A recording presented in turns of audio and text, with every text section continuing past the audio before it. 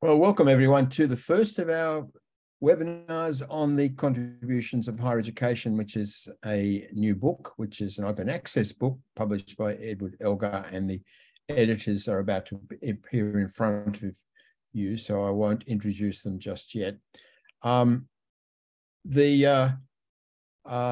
way we proceed today is that myself, Simon Marginson, will both chair and present the first paper, and then we'll bring in our second editor, Cantwell, and our third editor, Daria Platonova, and our fourth editor, Smolentseva, in that order. It's a great pleasure to introduce my colleague, fellow editors in this webinar. I should say a little about myself as well. Simon Marginson, I'm the director of CGHE, and I work on higher education and globalization, international and comparative aspects of the sector. Cantwell from Michigan State University in the United States has a wide range of portfolios and interests within higher education studies. One of the editors of Higher Education. I think his work is well known for its political economy sort of focus, but he's a theorist and works on theory. And works, I suppose, beyond economics as well as within it, and is particularly interested in the role of higher education in political and social order. Daria Platonova, mainstay of the Institute of Education, High School of Economics in Moscow, a good valued colleague of ours, completing a doctoral study at Stanford, and she's an economist. She works on the economics of education, but also has a wide range of topics within the field, and does much policy-related research work, but she's also a leader of the research group within the Institute of Education. And Smolentseva, perhaps the best known expert on Russian higher education writing in English, I think, is a sociologist, completing a sociology doctorate at Cambridge, but has a range of topics within higher education studies, and she's particularly interested now in theoretical aspects and conceptual aspects of how we study higher education, and that's what she'll present on today. Now, let me go to my screen share.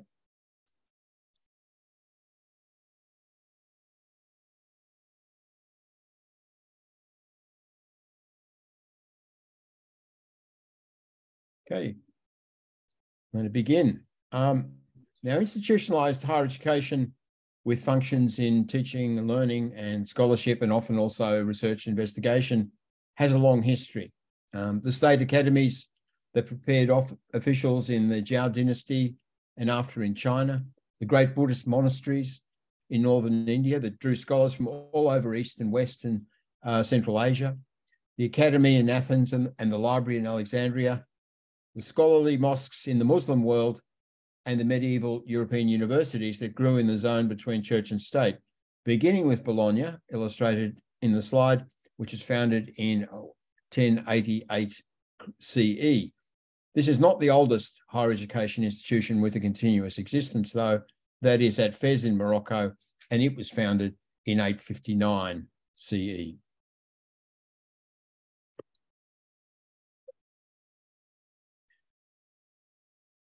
Higher and tertiary education institutions have now become more central to their societies than at any other time in this history, with multiple social, economic, political, cultural, and intellectual functions. They prepare and certify populations for life, work, professions, and occupations, and in doing so, also stratify and order those populations in hierarchical ways. They provide opportunity structures that funnel people from unequal social origins to unequal destinations. They carry out research and shape global science. They underpin cities and regions. They foster public health and social inclusion, tolerance, political connectedness, international relations, and much more. But this great range of activity is not well understood. There are no commonly agreed definitions and measures of the contributions of higher education. The discussion is plagued by simplifications of a complex emergent reality, varying as it does in time and space across the world. Policymakers often work with a narrow and reified notion of higher education as individual earnings, plus research, And this narrow and reified notion obscures much of the real work and impacts of the sector. In this new open access book published by Edward Elgar and edited by ourselves, Assessing the Contributions of Higher Education, we hope to broaden and deepen the discussion of the worldwide work of higher education by reflecting on both the contributions themselves and the problem of understanding them in a more rigorous and comprehensive way. And the 14 chapters of the book cover many of the local, national, regional, and global contributions. I won't say they cover all of them. There were chapters that we could have written that aren't there, and there are also, I think, other lenses that can be applied to thinking about the contributions that we didn't use. It's such a big domain. Chapters 1 and 2 introduce the book and our overall thinking about the contributions problem. Chapter 3, which will be introduced by Anna in this webinar, offers a new conceptualization of the non-economic contributions of higher education, looking at both what higher education does and the internal dynamics of higher education, and whether what it does involves transmission or transformation or creation, as Anna will explain. Chapter 4 argues that higher education can be understood as the reflexive self-formation of students. Then the book moves to global aspects, and chapter 5 looks at higher education's contributions, positive and negative, in relation to the global climate crisis. Chapter 6 looks at open national and regional higher education systems amid an increasingly tense geopolitical environment. Chapter 7 compares two different political cultures in their understanding of higher education's contribution to the public good, that is China and Anglo-America. And chapter 8 completes the global section by examining the research cooperation of scientists in China and the US, which is now threatened by the geopolitical standoff between those countries.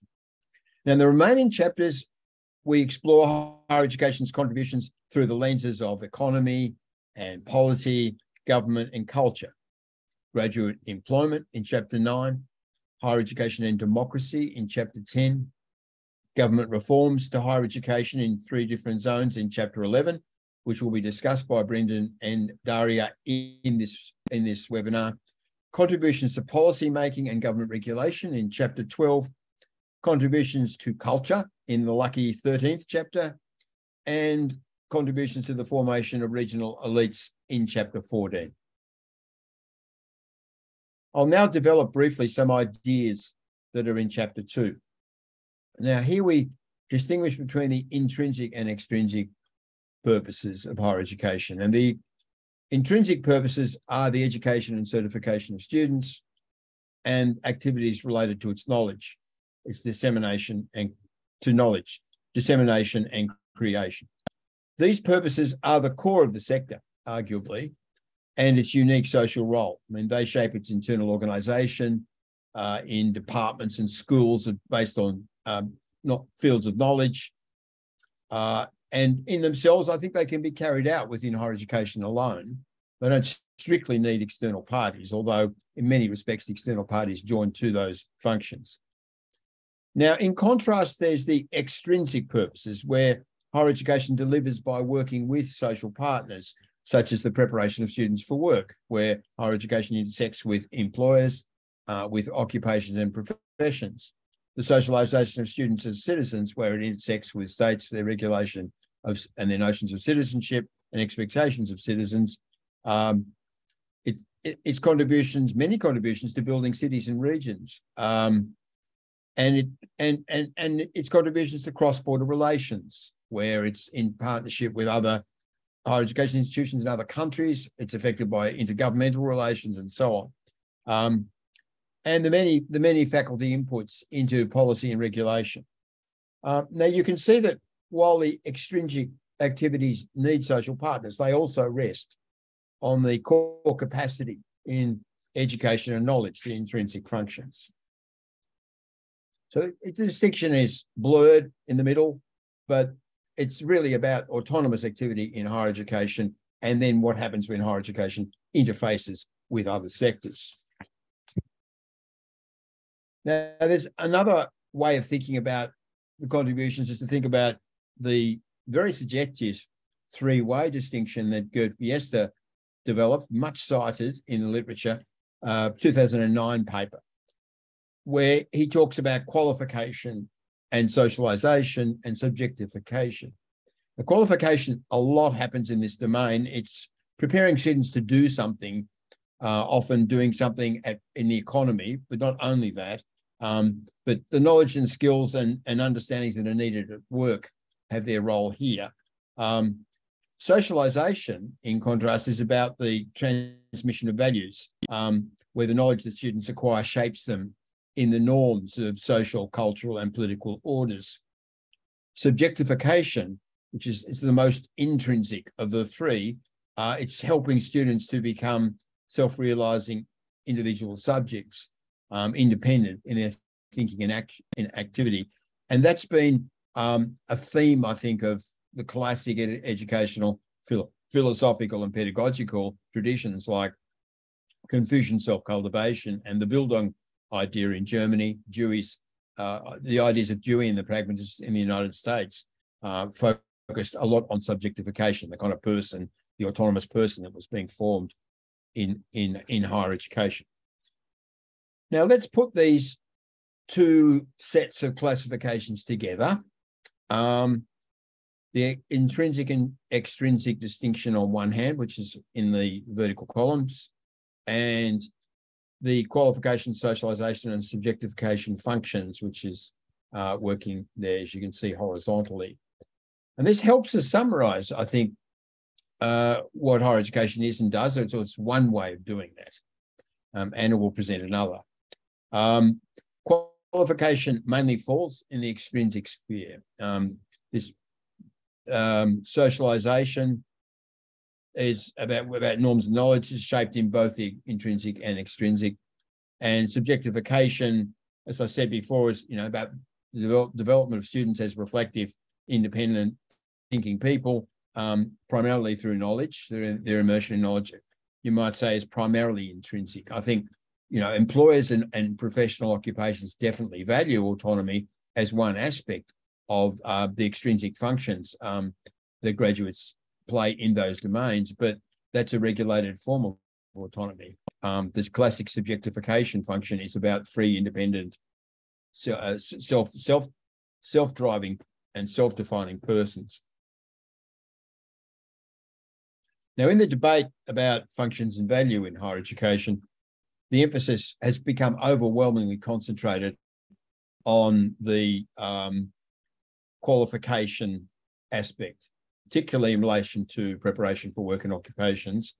The extrinsic purposes have become dominant in the public sphere, in government policy, and in media discussion of what higher education does. This is where governments and external stakeholders are at their strongest, and they exert the most influence in relation to the extrinsic purposes. The other functions are tending to be now neglected. The intrinsic purposes, where higher education commands itself and has a unique role as a social sector and does the core of its work, arguably, are rarely acknowledged in the public discussion. In particular, the intrinsic role of higher education in personal development of students as self-forming subjects, in helping students to emerge as strong self-realizing agents, the classic agent of democracy, is scarcely discussed. It's almost as if the subjectification function, which is, I think, so suggestive and important for educators, for governments just doesn't exist. It doesn't matter. The only thing that matters is forming subjects for work and occupations. Yet the subjectification function arguably is absolutely central to the lifelong benefits of higher education. Now, as this shows, there's much more to the individual benefits of higher education than graduate employability and earnings, although they are substantial benefits in themselves. And there are also many collective benefits of higher education. And both the individual and collective benefits play out in a global scale as well as the national scale. Assessing the contributions of higher education takes the reader to all four parts of the quadrant in this diagram. Now, I'll now hand over to Brendan to continue the conversation and tell us more.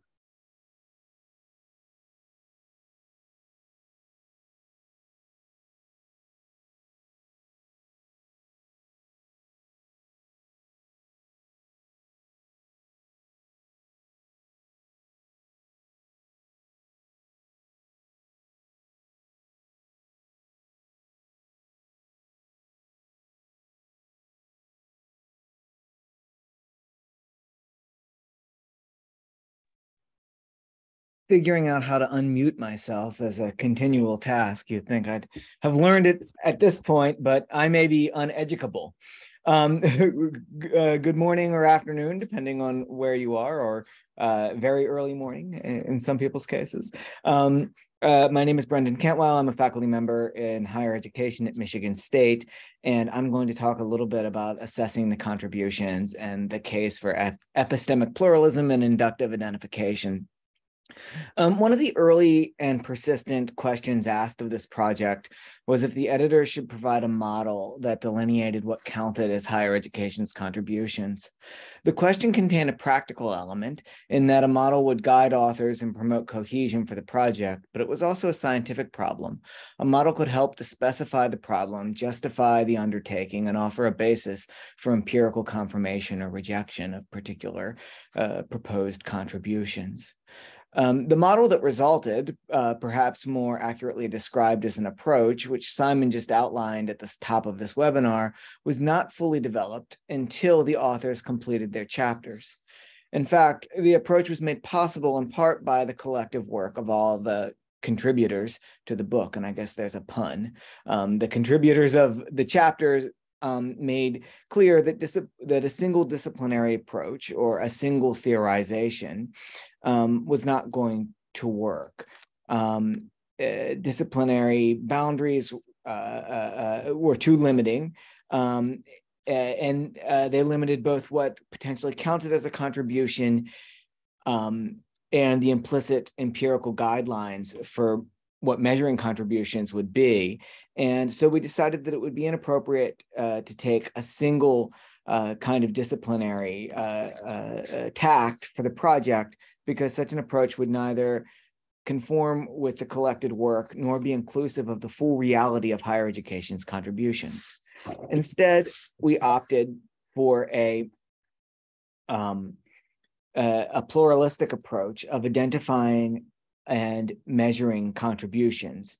For the balance of my remarks, I offer some observations about why we advance epistemic pluralism for measuring contributions and make the case for an inductive approach for identifying what states or communities expect from higher education. Economics, especially neoclassical and other mathematized versions of economics, looms large in the contributions literature. Return on investment calculations, aggregated socially to cost to benefit analyses, purports to answer the question, is higher education worth it? For education to be worth it, income or monetized non-income benefits should exceed the net cost of providing education. The contribution then is the difference between the cost of higher education and the benefit that it provides. The economic approach, which has been very useful and generated a rich and a very strong body of scholarship, often theorizes human capital as the causal pathway for the net positive returns on education. Individuals imbued with knowledge and skills via education are rewarded with income premiums by the market, which is assumed to, at least by some economists, which is assumed to efficiently allocate resources. The economic approach is methodologically individual, though some versions allow for social spillovers that might exceed the sum of individual returns. The lodestar is causal identification, where the effect of education can be empirically isolated and attributed precisely and conclusively to the human capital acquired via education. Following the economics approach to studying the contributions of higher education makes it nearly impossible to account for all of the potential contributions and has the potential, at least, to lead to some erroneous conclusions. For example, the cognitive and emotional stimulation someone might experience in an art gallery is very likely enhanced by the study of arts, which provides a background knowledge and a set of analytic tools for cultivating one's own appreciation. But to attribute the stimulation someone experiences when gazing at a work of art directly to higher education, in my view, that stretches credulity. Further, art appreciation is at least partially specific to culture and social class. And so all of these layers are interacting and isolating the causal, the causal pathway from education and human capital development to the emotive and internal processes, the intrinsic processes that are happening when someone takes in a piece of artwork would be very difficult using the toolkit that is available. And we're likely to find little agreement about the experience, the value of the experience of taking in art. Policymakers frequently hold instrumentalist views on the value of higher education, and those views are often shared by members of the public and even students. A transactional understanding of higher education is pervasive, but not the only view. Some countries adopt more instrumentalist approaches to higher education than others, but nowhere is there an uncontested single understanding of what higher education should do, for whom, and under what conditions. Thus, the economic approach that has been so influential in both academic literatures and among policymakers cannot, in most cases, provide the precise answers it promises. We are forced to toss out real contributions or accept that precise attribution via human capital cannot fully explain how higher education contributes to individuals and societies. We prefer not to work from a particular disciplinary tradition and associated epistemological framings, and instead embrace an epistemological pluralism that draws from many disciplines, is open to a wide set of contributions, even when they are difficult to measure precisely with established methods, and is comfortable with gaps in explanations and uncertainty. The point is not to pin down a definitive list of contributions or a single authoritative theory or method for assessing them, but rather to be comfortable with ambiguity and the gaps in explanations in a sort of continual process of defining, assessing, theorizing, studying contributions. Higher education's contributions may be real, even if existing theories and methods cannot be identified and measured to find them. So our approach is to keep the door open to what is unknown while being cautious and modest about what we think we do know. To measure or assess something, you must know what it is that you're going to measure or evaluate. A related problem to determining what contributions are happening, what are the contributions, is to figure out what exactly groups of people and individuals want from higher education. Understanding higher education's contributions empirically relies on making assumptions about what is expected. It may be possible, even if it is difficult, to measure income premiums. It is not feasible to assume that all societies want out of higher education as individual income returns. Even in highly instrumental policy regimes and cultures, the social expectation for higher education is almost always extended beyond income premiums. In a chapter that I co-authored with Daria and Isaac Froman, we argue that analyzing reform processes is one way to uncover what states expect from higher education, what they want higher education to do. It's not the only way to understand expected contributions, but political processes such as reform offer a window that allows the inductive discovery of preferred outcomes among active parties to reform processes. Our inductive method is descriptive and is intended to define, it is intended to identify what reform processes reveal about expected contributions.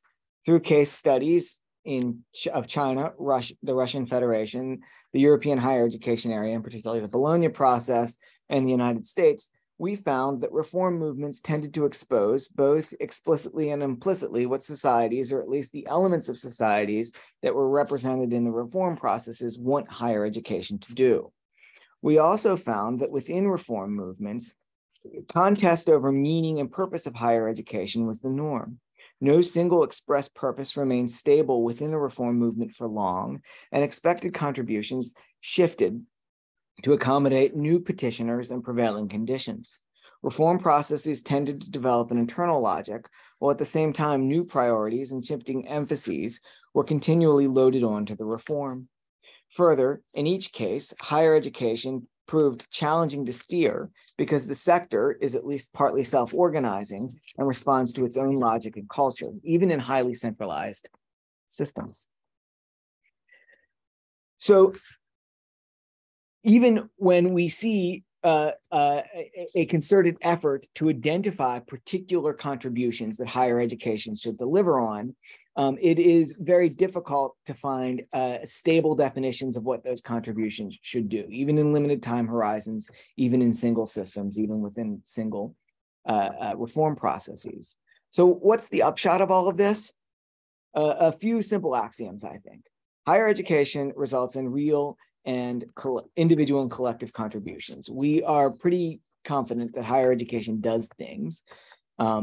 What these contributions are and how they are produced, however, is dependent upon social and political contexts, the agency of participants, and macro-environmental conditions. Empirically identifying causality is difficult and likely not possible to identify. It's likely not possible to identify the causal pathways of contributions for all contributions using a single method. Inductive and descriptive research can help to specify contributions in particular situations. And this sort of empirical work can be synthesized and conceptualized to build wider and more accurate, even if less precise, understandings of higher education's contributions than is available from a single epistemological vantage point. And that is where I will end and hand it over to Daria, I believe.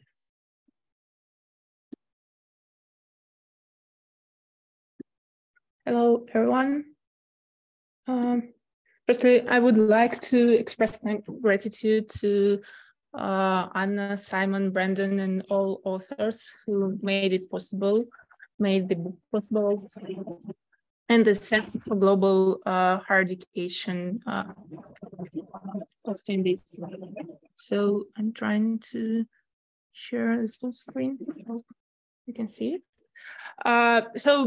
Today I will add some thoughts to Brandon's message and reproduce some thoughts from our chapter, hoping to keep intrigue so that people will open our text on the page 218. So the idea, as Brandon told already, to show the complexity of the state vision of the contributions of higher education when it comes to the reform and practices. Higher education is usually assumed to have its own logic of development and not related directly to the political regimes. This is even reflected to the presence of the dense community of higher education researchers that we are part of, who share specific discourses and focus on key manifestos such like Martin Tro's manifesto. However, when it comes to the state vision, higher education is just one of the social sectors as kindergartens, hospitals, and prisons.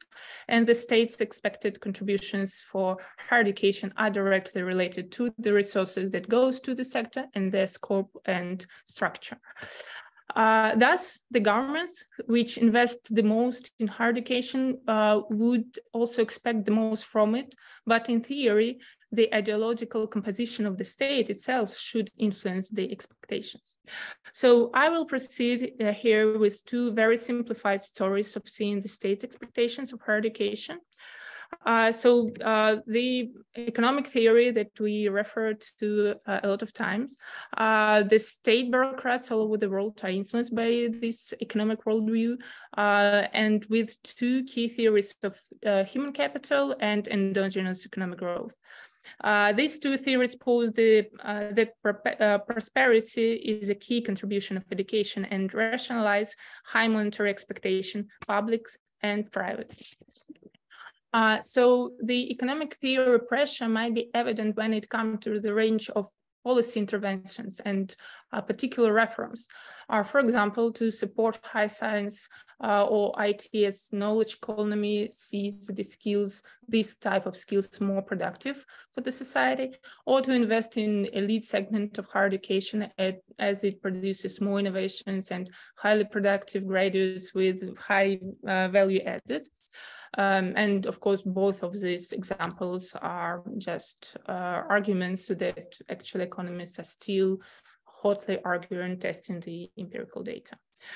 However, for other scale of literature is devoted to the partisan theories, to welfare regimes, etc. Much of the expectations ultimately depends on what society that is represented by political power relations defines as having social value. For example, the contributions of higher education to the wealth distribution. When higher education as a system is elite, progressive political parties would be against the increase in public support for higher education, as it produces very redistribution of public money to already wealthy groups. In the condition of mass higher education, a progressive government would be expected to spend more public money on higher education and provide more equal access. And vice versa, a conservative government might push for expanded private education for mass and public for elite sectors. It would be in theory, but what we try to illustrate in our chapter, taking the particular case studies, that fortunately the state's expectations shift over time, while higher education changes reluctantly. So the policy making still reflects the layers of history, rules in use, and micro-level practices of both government bodies and universities, which in turn determine the real contributions that policy intervention may be able to produce.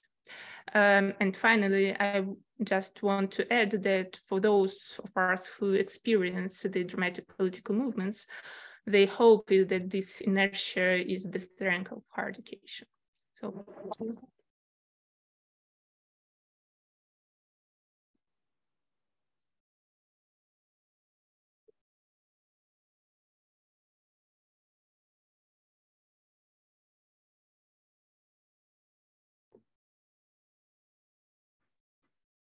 Can you see my slides? Thank you. So I'm in the second slide for some reason. So the idea of this paper was actually to look at the existing approaches to understanding and conceptualization of higher education contributions to society and try to suggest additional ways of conceptualizing it. I didn't know where I would end up by doing this, by exploring all the materials. So it was an interesting exploration. And the task, of course, was very challenging. And the main research question for the paper was how can we embrace all the multiple contributions of higher education to society and conceptualize them? So there are many conceptual ideas developed around the role, benefits, impact, responsibility of higher education. The contributions were approached as the market and non-market benefits, public and common goods, impact, social value through the stakeholders, communities, regional engagement, and many other ideas. I have also explored existing approaches in macro and mid-level social theories. They highlight various higher education contributions. The economic perspective dominated by human capital theory, as Brandon already discussed today, emphasizes knowledge and skills of graduates. The sociological perspective goes beyond the economic role of higher education and sees education in three ways: as a process of transmission of knowledge and skills, as a process of internalization of values, norms, and rules that can play various roles in society depending on the theory, and they can lead to variously social solidarity or social conflict in society. And importantly, sociology sees higher education as a process of symbolic or status production, which is linked both with the knowledge and norms, but also has distinctive and differentiated social value. Oh, sorry. The philosophy of education and pedagogy focuses on the nature and the content of educational process. The concepts of building and growth consider education as a creative process of transformation, where a result is not predefined, but evolves. This perspective highlights transformative character of education and in the development of individual agency. The political science perspective brings in the relations of power. The state has been often positioned as neutral rather than representing elite groups, but which knowledge, norms, and statuses are transmitted and which are not. This dimension of power is, although too big, and should receive special attention. Any scholarly approach has its limitations, but we might try now a new approach to overcome at least some of them. It is impossible to come up with all-embracing list of thematic areas higher education can contribute to, and there's always a risk of excluding something important. We cannot consider higher education in instrumental terms as a black box, but should emphasize its continuous dynamics of learning, growing, transforming, accumulating knowledge, creating new knowledge. We shouldn't overlook the centrality of knowledge in teaching, learning, and research in higher education and its transformative agenda. We shouldn't ignore positional and status nature of higher education in the social world. And finally, the new conceptualization cannot be exclusive or exhaustive, but should be complementary to the existing approaches. Drawing on the multidisciplinary scholarly discussion and trying to overcome the above limitations, the new conceptual model was developed. It identifies two basic dimensions in higher education's contributions to society. The first dimension pertains to the object of higher education, what higher education does, the focus and content of its activities. Various disciplinary traditions highlight different aspects of higher education, but there are three key elements: knowledge and skills, which can be basic, applied, generic, particular; norms and values, which also are very diverse: social, cultural, professional, civic, and social values, social statuses. This is what we individuals and societies value in higher education. And so we can understand them and call them axiological dimension of higher education. A person, a human being, is both the object and subject of higher education, but a person is constructed via knowledge that is mastered and produced, via social norms that are internalized and created, and via social value that is reproduced or established. That process of construction entails both external influence, our exposure to the knowledge, norms, and statuses, and also internal work, an agency, a will which interacts with the external forces. A human being is a dynamic social construct who is able to change over time. And the second dimension of higher education pertains to its internal dynamics, the key processes, the practices and activities in higher education. There are again three elements: transmission, which includes transfer, transformation, and creation, which constitute the praxeological dimension. So the three elements of both dimensions taken together comprise a 3x3 matrix, where elements of the axiological dimension, knowledge, norms, or statuses, can be transmitted, transformed, or created. Thus, this conceptual model establishes 9 key domains of the contributions of higher education to society. This new conceptualization brings together 3 major components of higher education role, often described as teaching, research, and service, but approaches them in a different way. It illuminates the intrinsic value of teaching, learning, and research. It attends to the internal dynamics and emphasizes the inherently transformative role of higher education for individuals and society. It is applicable at both individual and collective levels. Could be applied to the analysis of any social domain, both conceptually and empirically, and embraces the actual and potential contributions of higher education to society, enabling us to identify areas requiring more effort. So I guess quickly this is it. Thank you.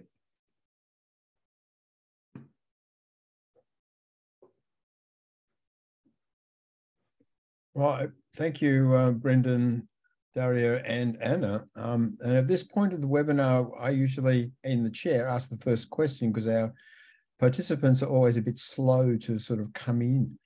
But then the questions come in in a bit more of a rush later. Well, I'm in a kind of strange position here because I'm a presenter. So to ask the first question is difficult.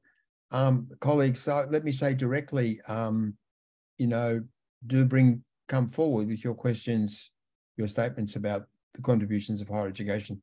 You will undoubtedly have your own thoughts, and we'd really value, you know, your take. And the questions that we're discussing are controversial intellectually. I mean, question of whether you can see it effectively through one lens or many lenses, to the extent to which we should understand it in terms of states and state policy, or from the, you know, if you like, from the ground up in faculty and student minds. I mean, these sorts of issues are unresolved and I think worthy of discussion. Now, good to see that my little improvisation there has worked, Brendan and Daria and Anna. And we have a first question from Mokdili Mamasoleva. So please come in directly onto camera now. Oh, yeah, thank you. Thank you, Simon, Anna, Daria, Brendan. So thank you for this very interesting and thoughtful presentations. I'm Mokdili. I'm a PhD student at the University of Surrey, currently looking at how international students change their political views while studying abroad. So coming from my own research interests, I'm really interested in the contribution of higher education to the political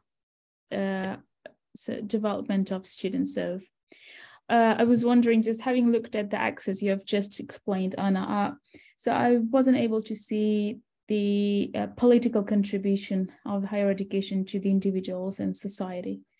So where can we put can we put the political dimension to the contribution in your new conceptualization? And yes, if yes, so how can we add, and which axis would you suggest to add? Thank you. Thank you, Mokdili. We have met, so it's nice to see you. Yeah, and, nice to see you. Yes, so I think, yes, you can use this conceptualization in two ways.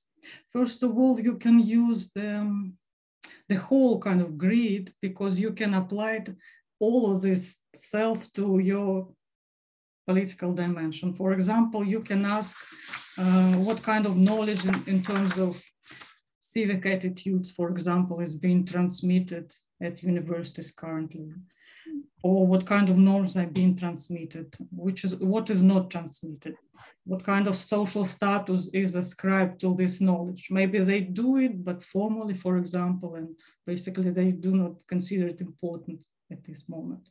The other way to look is to use only the social value dimension, because it already, not completely, but it contains some power dimension, because social status actually signals about the power, who is powerful in the social system. So quickly. In the paper, there is example how you can apply this approach to the contribution of higher education to tackling climate crisis. So you can look at this example and see. Thank you. Anyone else on the panel want to comment on Mokdili's question? Political formation. No? Okay. Let's go to Nilakshi Rajiv Tiwari, who has a question, I think, about contribution to spaces of freedom and possibility. Please come in. Yes. Hi, good morning. Sorry, it's 7:30 a.m. in Arizona. I'm at Arizona State University, and I work on international higher education, especially in India. Thank you so much. I think this has been great, and I have been considering on my own some first principles ideas on what could be, what are some contributions, what are some normative possibilities of higher education. And I think one of the things that I have always considered is that how do higher education spaces, especially in the Indian context, that would be public universities, create spaces of freedom and possibility.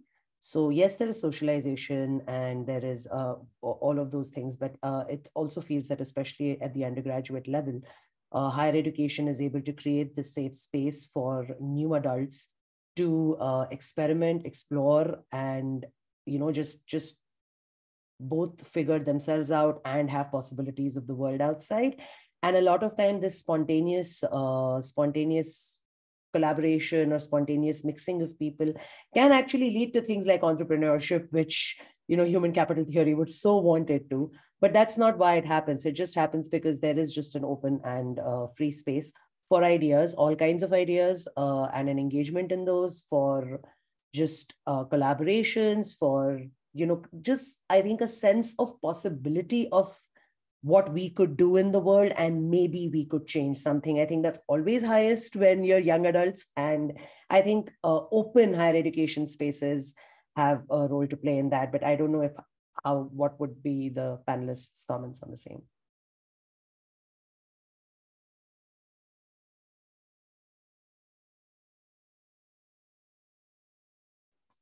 Maybe Simon should respond, because Simon has a contribution to the book about self-formation. On mute, please, Simon.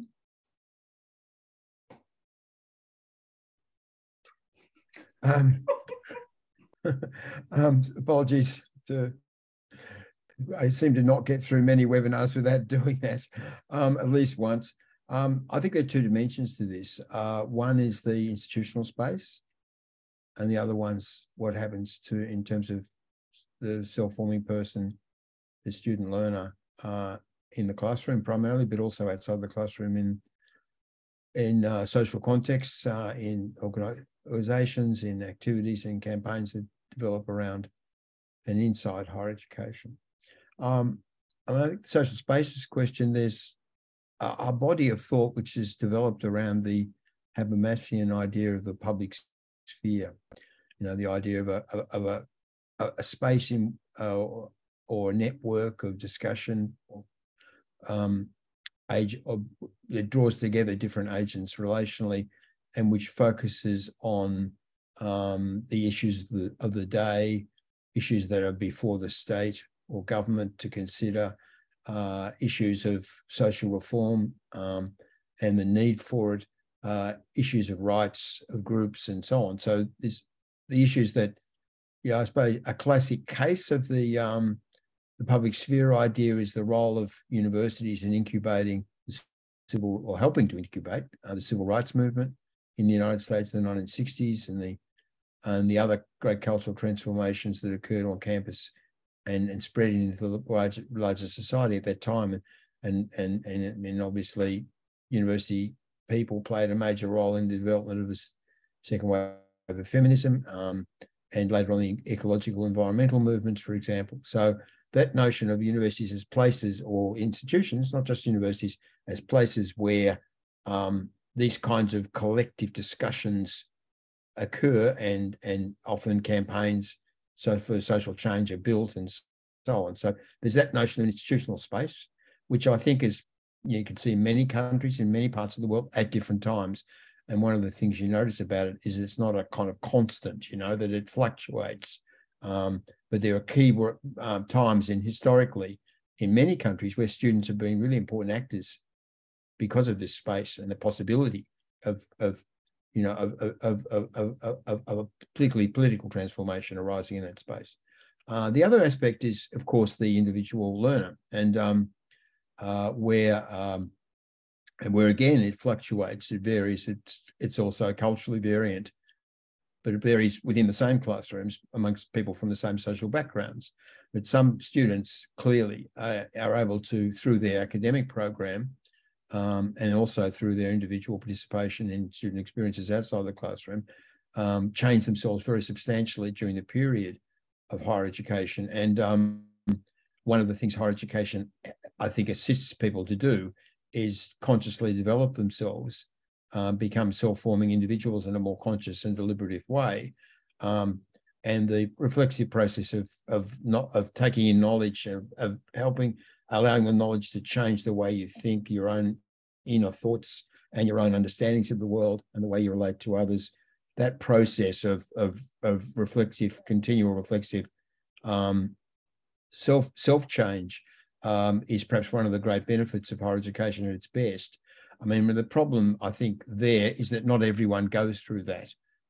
For many people, I think it's just a matter of, you know, enrolling and fulfilling the requirements and taking the piece of paper at the end and getting on with your life. And your self-transformation may well be occurring, but primarily outside higher education. So it's not as if it's that higher education works this way in the same way for everyone. But I mean, I think for many of us individually, it's been tremendously important in our development as thinking people. So that aspect I'd emphasise, and I think because I think it can be enhanced. It's a bit more difficult to program the collective processes of the public sphere. You know, certain historical times and places that happens, and it's a process of deliberate organisation when it does, but you can't always just simply just make it happen. But I think the self-transformation through the curriculum, through learning, through knowledge, the engagement with multiple knowledges, that can happen to anyone and should be really that condition should be part of the experience as much as possible. Now, who have we got coming through? It's beginning to all happen here in the chat, as you would expect. And I think, Ms. Garnow, you were the next on our list, so please come in now.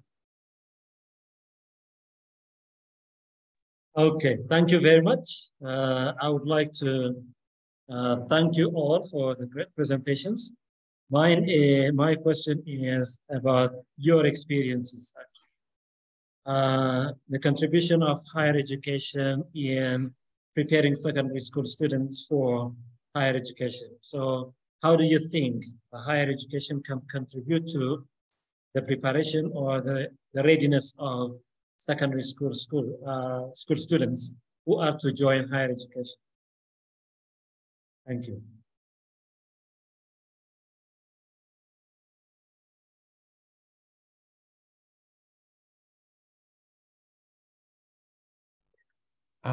Okay, I'll fill the gap. I don't think we've talked about this properly in the book. You know, the transition from school to higher education. I mean, that's clearly a practical issue, I think, and an important potential role. The extent to which higher education institutions reach down to secondary and involve secondary students in thinking about their own futures, in their own disciplinary pathways, their own learning pathways, and how to make the best of the experience and how to make it work and how to cope with it. I mean, some countries, there's a lot of work done by institutions there, often at a regional or local level.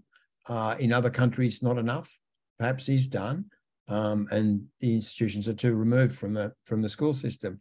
But I mean, really, I think one way we can understand higher education is part of the whole education system and its larger relationships, not only to schools, but also across to, I suppose all the forms of post-school education and training, including work-based, forms of training and learning, and developing and improving all those links, pathways, mobilities, understandings, of the different sectors is really significant. And it's a watch this space, because I think it's always changing, but something that arguably we all should be doing much more work on. Now, at this point, I think I'm going to bring in a bunch of people just to get some more voices up before we close. And the first of those is Shubhi Singh. So could you come in, please? I did give you the go-ahead before, Shubhi. So, okay, if Shubhi's not here, or maybe the connection is difficult, let's bring in Magdalena. I haven't given you a warning that we're going to call you in, Magdalena. Are you there, Magdalena Gaete? Yes, I am. Go. Thank you. Thank you very much for the for this possibility to hear you. I've written some parts of the book, but not everything, because I just found it when you said you were going to have this seminar. I'm from the University of Navarra in Spain, and I also work at the HEC University in St. Petersburg. So I was wondering if, I know that there's a lot of literature now written about sustainability at universities or sustainable universities. But I would like to hear you there were a lot of time thinking about the contribution of universities in society, in the workplace, and so on.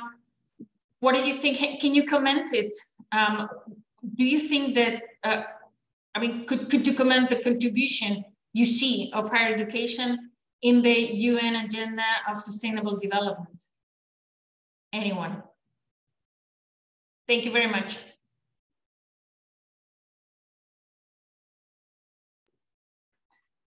Probably we should address this question to Johanna Witte, who contributed a chapter on the climate change in higher education. It will be, I think, next seminar, right? Yeah, no, she's on the 21st. I think that's a good idea.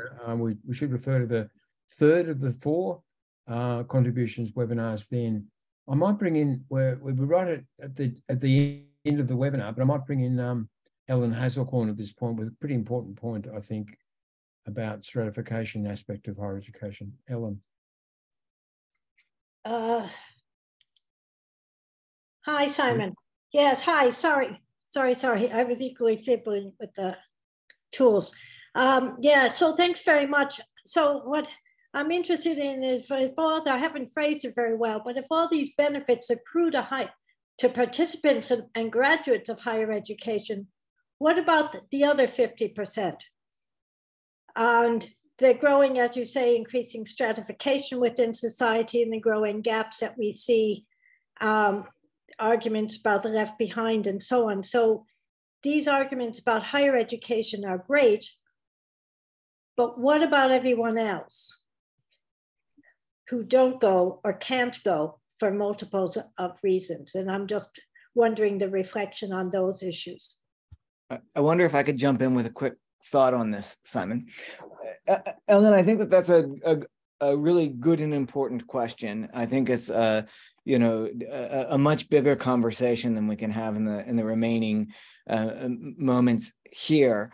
I'll say that one of the things that complicates it, of course, is that the sorts of benefits, some of them are positional and almost all of them are relative. So as you expand the number of participants, you may, while everyone may benefit and society may advance as a whole, the relative advantage of graduates may decline. And so that's one complicating part of this. I do think there is something to this kind of Sandel argument that the left out or the left behind, the tyranny of meritocracy sort of argument that it's created a social rift between those with a higher education and those without, and that particularly in many OECD type countries, this is the basis of political polarization and social divisions. Often falls along other lines as well, such as rural-urban divides and maybe immigration status, race, and other things like that. I think that that is a tension in this, and that's certainly a problem that expanding higher education creates for states and societies.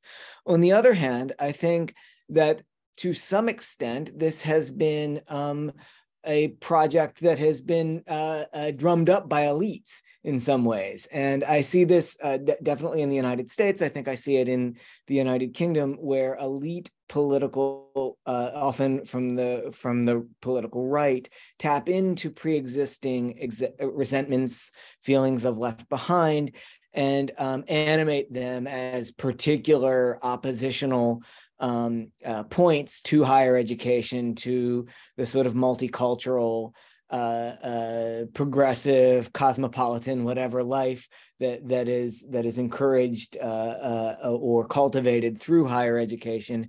And so in some senses, that is a contribution of higher education, that it creates this platform for the mobilization of political conflict.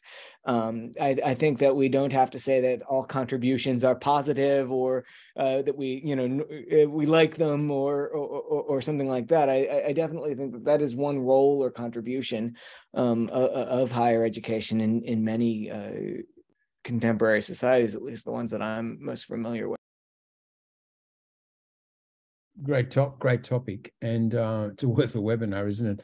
I mean, my feeling is that higher education is sort of half good at social inclusion. It expands the boundary of social inclusion into forms of modernity which people need.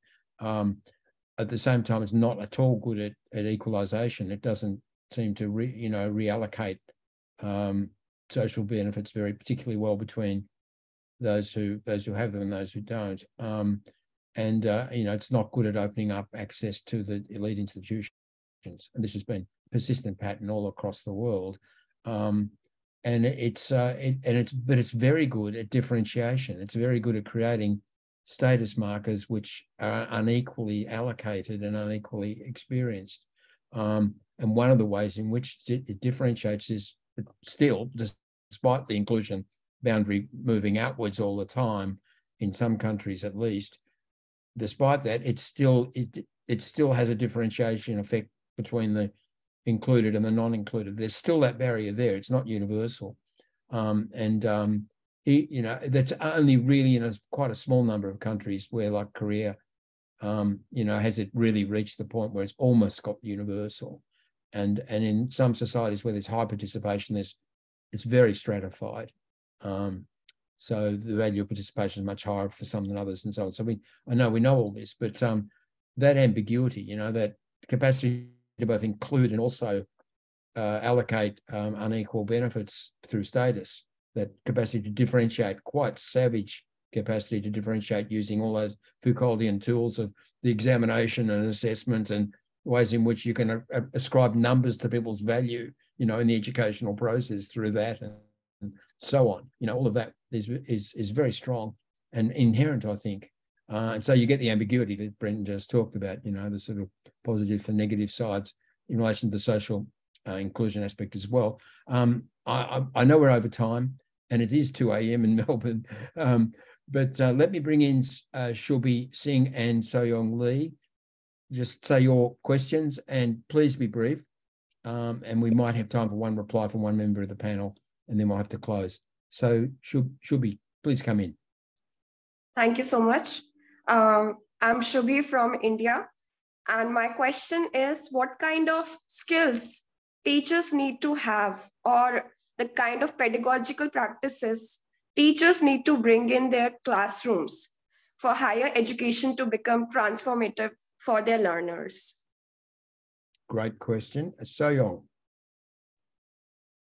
Thank you very much. So my question is about the interactions between these different aspects of contributions that you mentioned. How do they interact with each other, or do they feed each other or do they strengthen each other, or one aspect would operate as a barrier for the other, or something like that?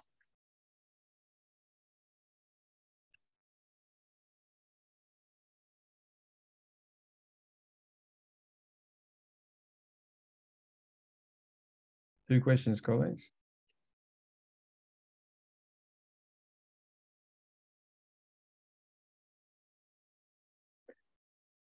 The contributions of higher education are a work in progress, as you can see, Soyoung and Shubhi. Anna, do you want to come in?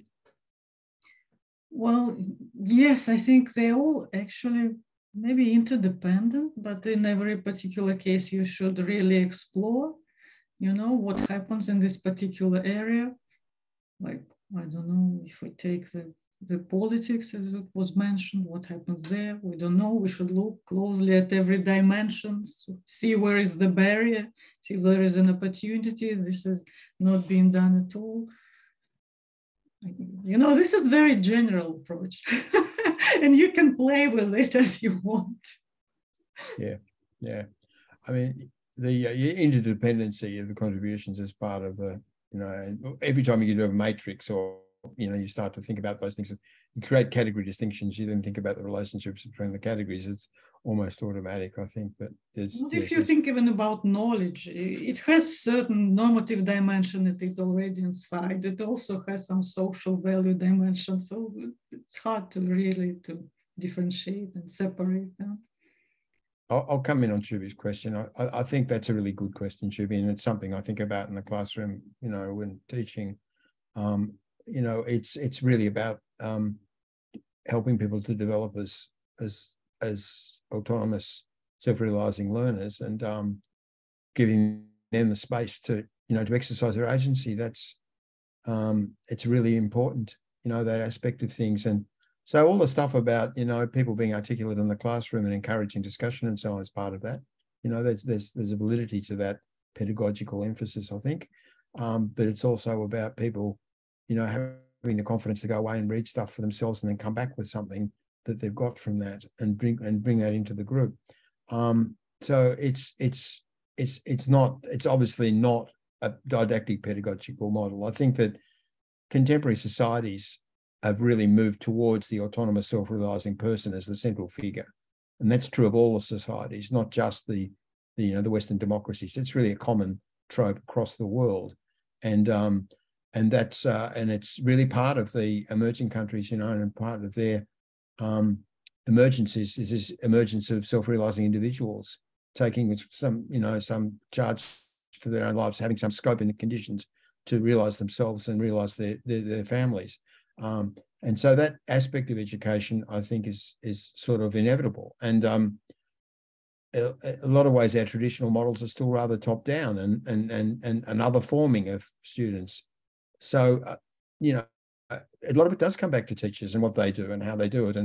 But some people are really good at it, at bringing this capacity for autonomous self-formation out and helping students, to tap into themselves as their main resource in the learning process. It's not a formula you learn, recite, and forget. It's a matter of, what you are saying and doing with yourself that's important.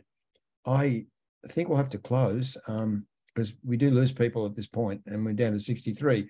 But thanks, colleagues, for your contributions. Now, our next webinar in the series of 4 is going to talk about contributions to government, and Glenn Jones from Toronto will present that aspect, and contributions to global science, and John Haupt and Jenny Lee will present that aspect. So tune in again on Thursday. It was really good to see a lot of people here today. It's a very important conversation, clearly one which we all must contribute to if it's going to be a good conversation that enlightens us and takes us forward. We have got a lot to learn from each other's perspectives in this discussion. So better say bye for now, and I should go to bed and take care, and we'll see you on Thursday.